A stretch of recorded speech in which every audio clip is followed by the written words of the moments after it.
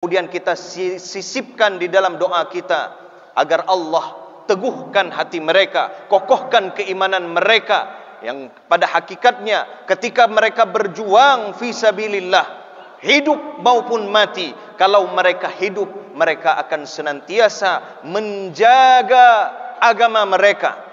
Karena di dalam salah satu tujuan daripada syariat Islam, adanya Islam ini, yaitu memelihara agama, mura'at hifziddin atau mura'at ad-din, al-hifaz ala masalihiddin, menjaga kemaslahatan agama. Maka ketika mereka hidup memperjuangkan agama mereka, sesungguhnya mereka telah berjuang di jalan Allah Subhanahu wa taala, mempertahankan keislaman mereka. Bagaimana itu yang dinamakan dengan hifzuddin, al-hifaz ala masalihiddin, wujudan wa adaman. Para ulama itu menyebutkan dari sisi wujud dan dari sisi adam. Apa itu? Menjaga agama dari sisi wujud adalah dengan senantiasa kita beriman kepada Allah Subhanahu wa taala, beriman kepada rukun-rukun iman yang lain. Dan ketika kita beriman, mengokohkan keimanan kita, kita dakwahkan keimanan itu, kita dakwahkan Islam itu kepada orang-orang lain, maka itu sebenarnya sedang memelihara, sedang mempertahankan agama wujudan, agar selalu eksis. Agama ini selalu ada dan berkembang, tumbuh berkembang dan mekar harum. Adapun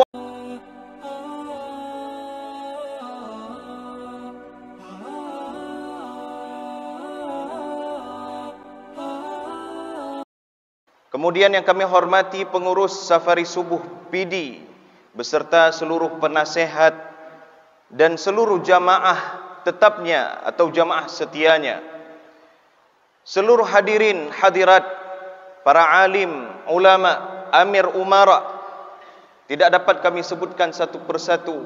InsyaAllah semua kita menjadi hamba-hamba Allah yang dinantikan oleh syurganya insyaAllah. Amin amin ya rabbal alamin.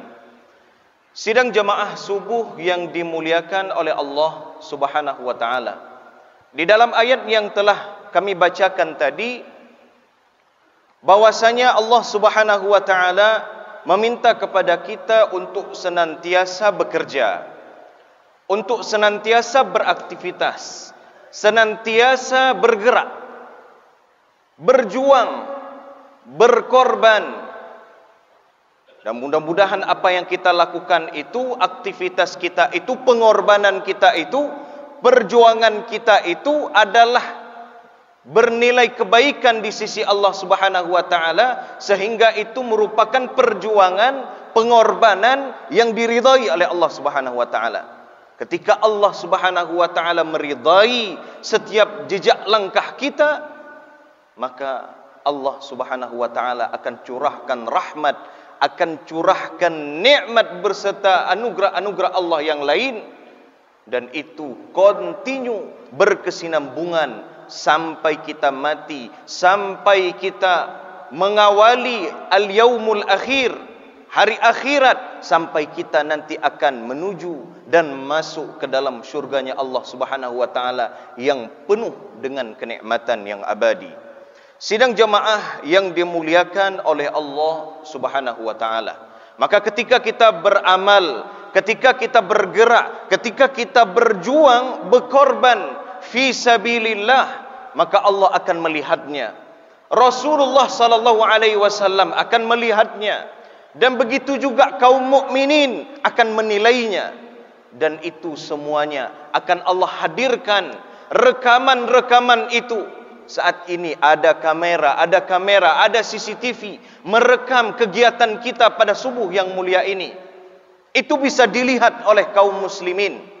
Itu bisa dilihat oleh kaum muslimin yang hadir pada hari ini, begitu juga yang tidak hadir pada hari ini, namun dia dapat menyaksikannya di tempat yang lain, di momen-momen yang lain, dan itu akan dinilai bahwasanya apa yang kita lakukan adalah suatu kebaikan. Sidang jamaah yang dimuliakan oleh Allah Subhanahu wa taala, Berikut juga Allah Subhanahu wa taala telah berfirman di dalam ayatnya yang lain. Kalau tadi di dalam surat At-Taubah ayat 105, ini di dalam surat Al-Ankabut ayat terakhir yaitu ayat 69. Allah Subhanahu wa taala berfirman, "Walladzina jahadu fina lanahdiyannahum subulana wa innallaha lama'al muhsinin." Walladzina jahadu fina, dan orang-orang yang telah bermujahadah, orang-orang yang telah bersungguh-sungguh, orang-orang yang berjihad fina, yaitu fi sabilina, fi dinina, fi syariatina. Orang-orang yang telah bermujahadah, dia mengerahkan seluruh pikirannya, mengerahkan seluruh perasaannya, mengerahkan seluruh anggota badannya, apa-apa yang telah Allah titipkan kepadanya. Untuk apa? Fina, di dalam perkara agama Allah Subhanahu wa taala, di dalam Islam, agama yang lurus, agama yang agung, agama yang hanif. Lanahdiyannahum subulana. Ketika orang-orang itu berjuang untuk Allah, berjuang, berjihad, berjuang, berkorban fi sabilillah, lanahdiyannahum subulana, maka Allah Subhanahu wa taala benar-benar akan menampakkan, akan menunjukkan, akan memberikan petunjuk kepada orang-orang tersebut subulana. Ada jalan-jalan kebaikan yang lain, ada fi sabilillah yang lain. Karena sesuatu kebaikan biasanya itu menghantar kepada kebaikan-kebaikan yang lain. Satu kebermanfaatan yang kita lakukan pada subuh ini, pada hari ini, insya-Allah akan menghadirkan kemaslahatan, kebermanfaatan di subuh-subuh yang lain, di hari-hari yang lain, dan di tempat-tempat yang lain. Biasanya seperti itu. Satu jalan Allah yang kita perjuangkan, maka Allah akan menunjukkan jalan-jalan yang lain, jalan-jalan yang telah diridhai oleh Allah Subhanahu wa taala, di mana kita bisa berjihad, di mana kita bisa berdakwah, dan jalan-jalan menuju Allah Subhanahu wa taala. Meskipun itu digambarkan dengan siratal mustaqim, tapi itu banyak rutenya, di mana masing-masing kita itu disesuaikan terkait profesi apa yang sedang kita jalani saat ini. Pekerjaan apa, kegiatan apa, aktivitas apa yang kita lakukan sehari-harinya. Di pagi, siang, petang, begitu juga ada yang aktivitasnya di tengah malam. Maka semuanya ini adalah jalan-jalan, kesempatan-kesempatan, peluang-peluang yang telah Allah persiapkan ketika ia menjalaninya betul-betul lillahi ta'ala, lanahdiyannahum subulana. Maka Allah Subhanahu wa ta'ala akan menunjukkan jalan-jalannya. Wa innallaha lama'al muhsinin. Lihat, sesungguhnya Allah Subhanahu wa ta'ala itu benar-benar akan membersamai orang-orang yang berbuat baik. Sidang jamaah yang dimuliakan oleh Allah Subhanahu wa taala. Seminggu ini atau dalam beberapa hari ini, pikiran kita, hati kita itu disibukkan dengan berita-berita, dengan fakta-fakta yang terjadi di Palestina. Tadi imam kita di dalam qunutnya menyisipkan doa untuk saudara-saudara kita di Palestina. Semoga Allah Subhanahu wa taala tolong mereka, mereka yang sedang bermujahadah fi sabilillah, mereka yang sedang berkorban, sedang berjuang di jalan Allah Subhanahu wa taala, mempertahankan watannya, mempertahankan negerinya, mempertahankan tanah airnya, yang mana itu bukan hanya tanah air biasa, bukan hanya negara yang biasa, bukan negara kafir, sidang jemaah yang dimuliakan oleh Allah Subhanahu wa taala, melainkan tanah itu telah diberkahi oleh Allah Subhanahu wa taala. Subhanalladzi asra bi'abdihi laila minal masjidil harami ilal masjidil aqsa alladzi barakna haulahu linuriyahu min ayatina. Di dalam surat Al-Isra Allah telah menjelaskan dengan sejelas-jelasnya bahwasanya Rasulullah telah Allah perjalankan, dan itu perjalanan yang telah dialami oleh Rasulullah sallallahu alaihi wasallam adalah satu mukjizat yang amat agung, dan itu tidak dirasakan oleh sekalian manusia sepanjang zaman. Lihat bagaimana kekuasaan Allah Subhanahu wa taala, kudrat Allah, kemampuan Allah, dan iradat Allah, kehendak Allah menghantarkan Rasulullah sallallahu alaihi wasallam melaksanakan sebuah perjalanan safar yang hakikatnya itu begitu jauh. Minal Masjidil Haram, dari kota Makkah Al-Mukarramah, Makkah sebagai pusat bumi, pusat dunia, pusat peradaban, ilal Masjidil Aqsa, di negeri Palestina hari ini. Dahulunya adalah negeri Syam. Dari kota Makkah, orang-orang Arab terdahulu melakukan perjalanan dagang ke negeri Syam pada musim panas. Ila fihim rihlatasy syita'i was-shaif. Pada saat saif mereka naik ke negeri Syam untuk berdagang. Pada saat syita, musim dingin, mereka turun ke negeri Yaman. Maka sidang jemaah yang dimuliakan oleh Allah Subhanahu wa taala, Al-Masjid Al-Aqsa alladzi barakna haulah, di mana Allah Subhanahu wa taala telah memberkahi tanah itu. Di antara kemuliaan, keberkahan tanah Masjidil Aqsa itu adalah sebagai mahbatul malaikah. Apa itu mahbatul malaikah? Tempat turunnya para malaikat. Wa maqarrul anbiya, mustaqarrul anbiya, sebagai tempat tinggal para nabi terdahulu. Para nabi terdahulu itu tinggal di sekitaran Masjidil Aqsa. Maka oleh karena itu negeri Palestina adalah negeri yang diberkahi oleh Allah. Maka orang-orang Palestina sangat layak, sangat pantas untuk mempertahankan tanah yang suci ini. Tanah yang telah dimuliakan, telah diberkahi oleh Allah Subhanahu wa taala. Dan pelajaran apa yang bisa kita ambil dari kisah perjuangan mereka sekian puluh tahun lamanya? Mereka berjuang sampai detik ini. Mereka dibombardir dan mereka juga membombardir. Lihat bagaimana kegigihan mereka, ketabahan mereka, kesabaran mereka, dan semangat berjuang mereka yang luar biasa. Itu hendaknya kita jadikan pelajaran besar.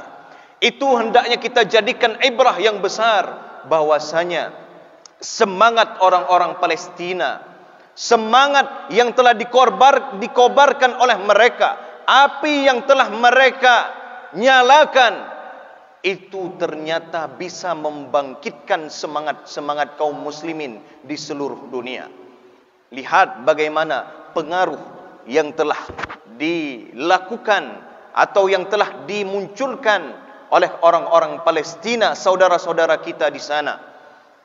Dan itu ternyata sangat berpengaruh kepada kita. Di dalam salat kita selipkan doa untuk mereka.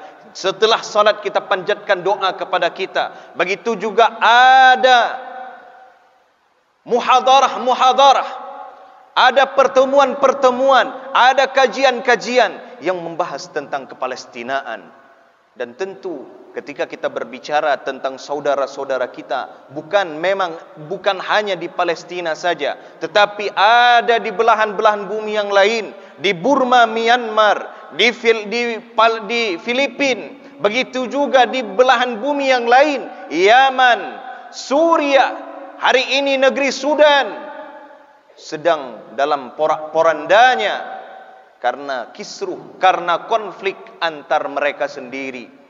Sidang jemaah yang dimuliakan oleh Allah Subhanahu wa taala, maka ketika kita menghadirkan rasa prihatin kita, simpati kita, empati kita kepada kaum-kaum muslimin, dan kemudian kita sisipkan di dalam doa kita agar Allah teguhkan hati mereka, kokohkan keimanan mereka, yang pada hakikatnya ketika mereka berjuang fi sabilillah, hidup maupun mati, kalau mereka hidup, mereka akan senantiasa menjaga agama mereka. Karena di dalam salah satu tujuan daripada syariat Islam, adanya Islam ini, yaitu memelihara agama, mura'at hifziddin atau mura'at ad-din, al-hifaz ala masalihiddin, menjaga kemaslahatan agama. Maka ketika mereka hidup memperjuangkan agama mereka, sesungguhnya mereka telah berjuang di jalan Allah Subhanahu wa taala, mempertahankan keislaman mereka. Bagaimana itu yang dinamakan dengan hifzuddin, al-hifaz ala masalihiddin, wujudan wa adaman. Para ulama itu menyebutkan dari sisi wujud dan dari sisi adam. Apa itu? Menjaga agama dari sisi wujud adalah dengan senantiasa kita beriman kepada Allah Subhanahu wa taala, beriman kepada rukun-rukun iman yang lain. Dan ketika kita beriman, mengokohkan keimanan kita, kita dakwahkan keimanan itu, kita dakwahkan Islam itu kepada orang-orang lain, maka itu sebenarnya sedang memelihara, sedang mempertahankan agama wujudan, agar selalu eksis. Agama ini selalu ada dan berkembang, tumbuh berkembang dan mekar harum. Adapun wa'adaman, menjaga agama dari tiadanya. Maknanya apa? Ketika kita lihat orang-orang yang tidak beriman, atau awalnya dia beriman, yusbihu mu'minan wa yumsi kafiran, pada saat pagi dia beriman, pada saat petang dia kafir, maka sungguh orang-orang seperti ini mengancam eksistensi agama.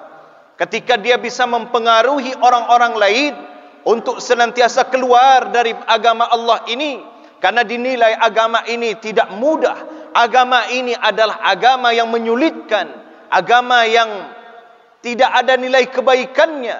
Kita lihat oknum-oknumnya, penganut-penganutnya itu tidak beres.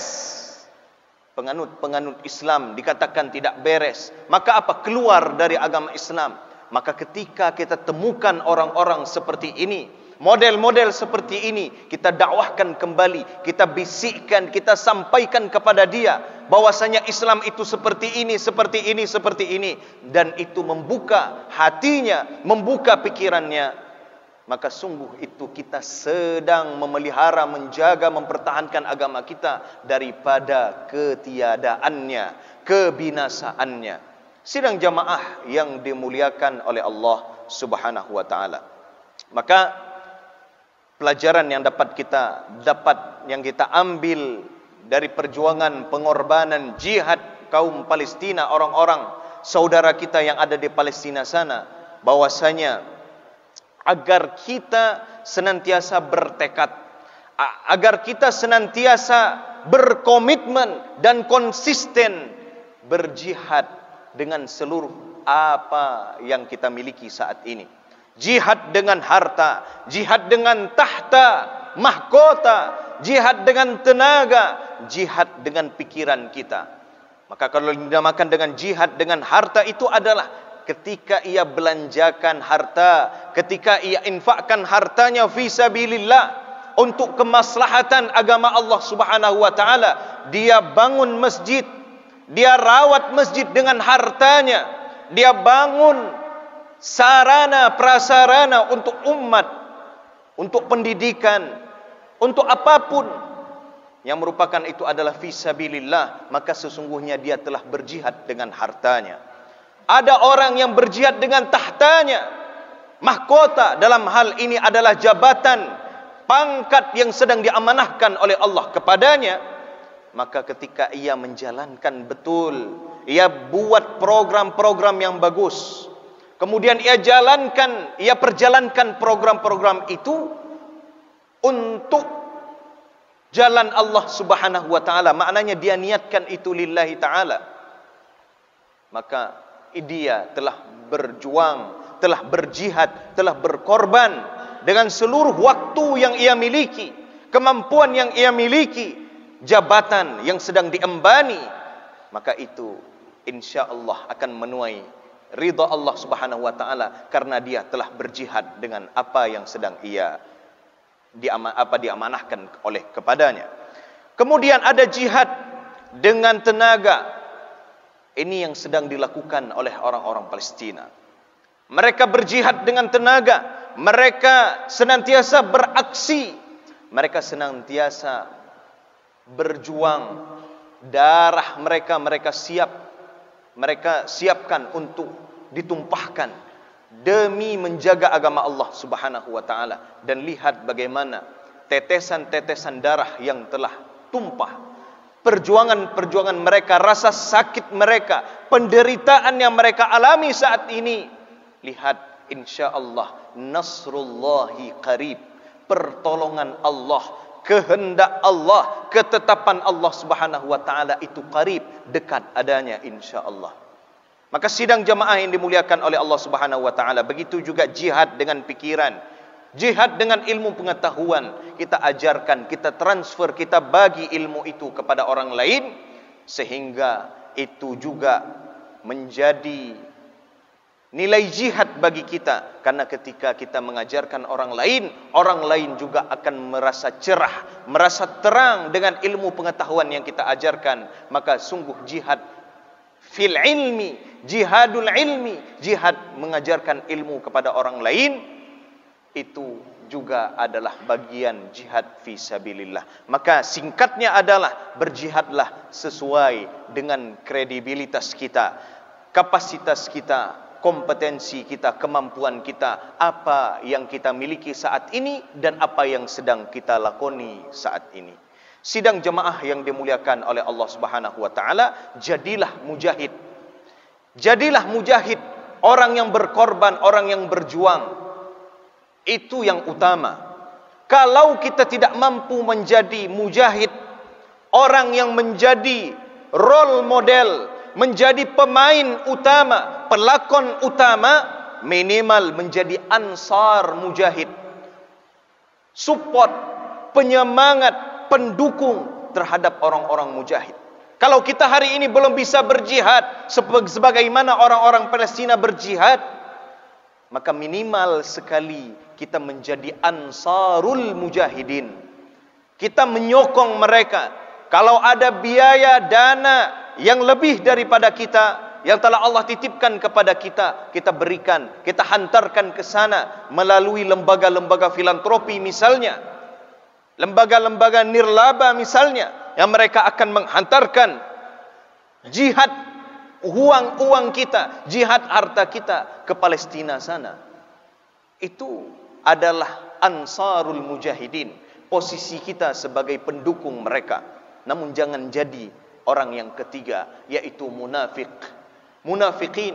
Tidaklah kita berjuang fisabilillah, tidak juga kita dukung orang-orang yang berjuang fisabilillah, malah kita ejek mereka, malah kita sindir mereka, malah kita fitnah mereka. Maka sungguh sidang jamaah yang dimuliakan oleh Allah, yang golongan ketiga ini jangan sampai ada dalam diri kita saat ini, di dalam jamaah kita yang mulia ini.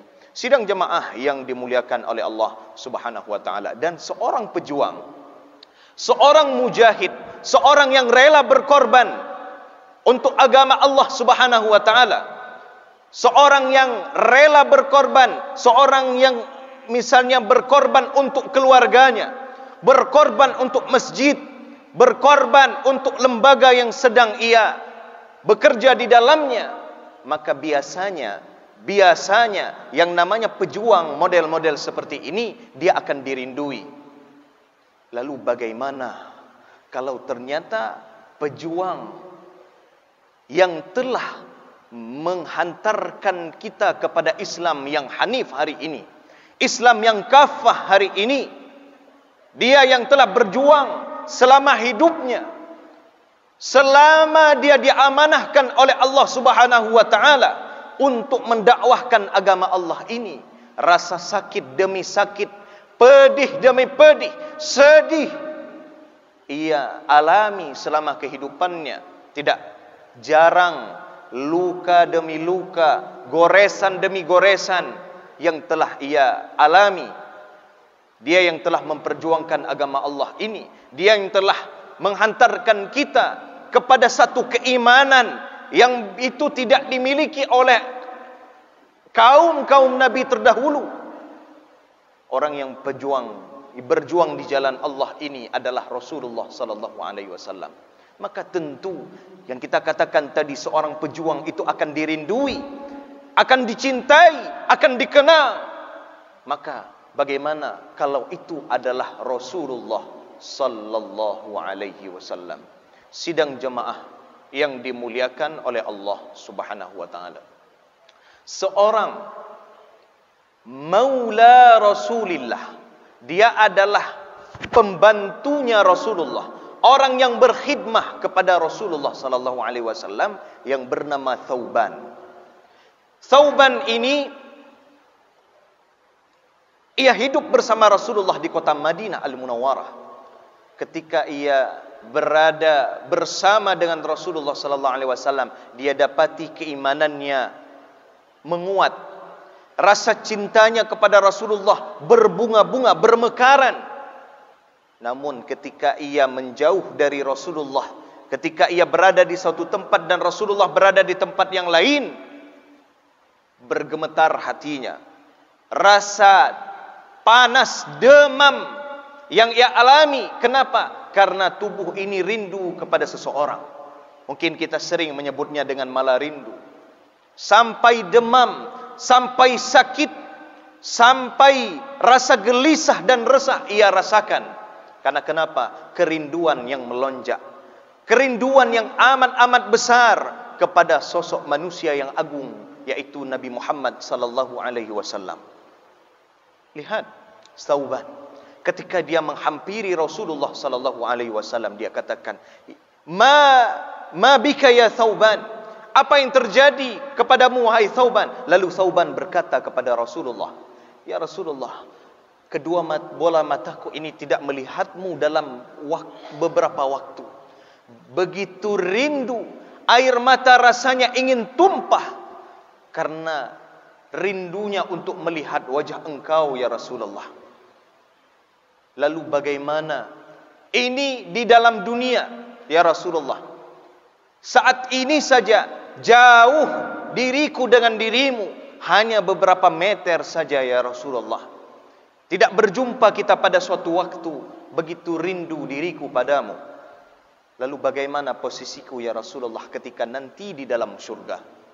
Ketika aku di dalam surga, kalaulah Allah Subhanahu wa taala mengkehendakiku agar aku masuk ke dalam surganya, tentu aku adalah seorang budak hamba sahaya ya Rasulullah.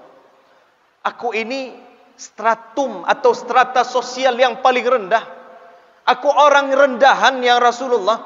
Sementara engkau afdalul khalqi ajma'in, sebaik-baik makhluk yang pernah ada di atas muka bumi ini. Tidak ada raja, tidak ada pemimpin, tidak ada orang-orang yang mulia di atas muka bumi ini yang itu setara dengan kemuliaan Rasulullah sallallahu alaihi wasallam. Tentu engkau berada di tempat tertinggi di dalam surga.